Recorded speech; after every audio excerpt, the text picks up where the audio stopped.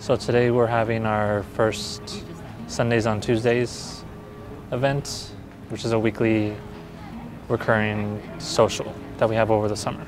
We realized a couple of years ago that a lot of our student orgs are not really functioning on campus during the summer, but there's a lot of LGBT people that don't really know where else to go to meet other LGBT people and find community.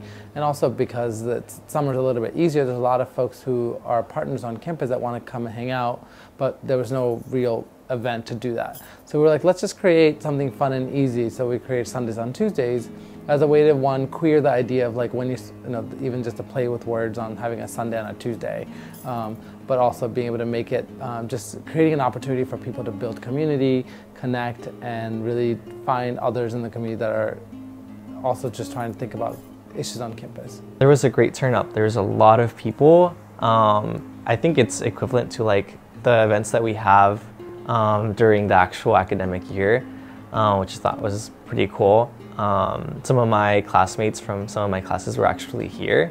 So I got to talk with them and kind of bond with them, which is pretty nice because we're going to be, taking classes for the next 5 weeks. I love the fact that it's a easy way for people to find other people and to build community, but also do it in a way where it's focused on an inclusive identity area, but at the same time it's also it's open to anyone that wants to come to campus. It really is I think it's one of the easiest way to build communities to have food, and so I love the fact that we can do that. And also I think it's really fun to be able to have some of the most amazing conversations during the summer, during Sundays and Tuesdays, because like you never know who's going to show up. Last year we had some of the vice chancellors show up, we had some of the provosts show up, some of the deans show up, and it's just amazing for them to be able to see our students and see the community doing some really good work, and it's a great opportunity for our students to see the level of support on our campus for LGBT issues. I remember coming during Bruin Day, and I was still a little embarrassed about my sexuality. And even though I was so embarrassed, I kept an eye out for a rainbow flag somewhere. And I remember seeing it, and I wanted to go inside really badly, but I was with my friends, and I didn't want them to know or anything.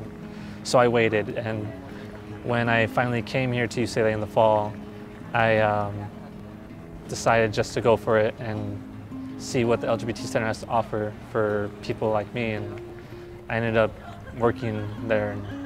Now I go there almost every day, and it's great.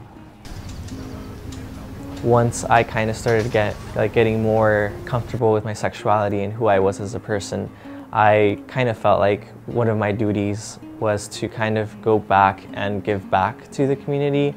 That's what motivated me to start volunteering and contributing to the center, because I felt like I owe it to the center after everything they've done to me or for me. So I recommend it to anyone who kind of wants to have like a small space to gather. If they're part of the LGBT spectrum or not, I highly recommend they come and give it a whirl. It really is nice. The sense of community is also lovely, and I feel like it could potentially help other people who are feeling alone or who just need that extra support. So aside from just eating ice cream, which is delicious as well, I feel like it has other helpful things that you can kind of do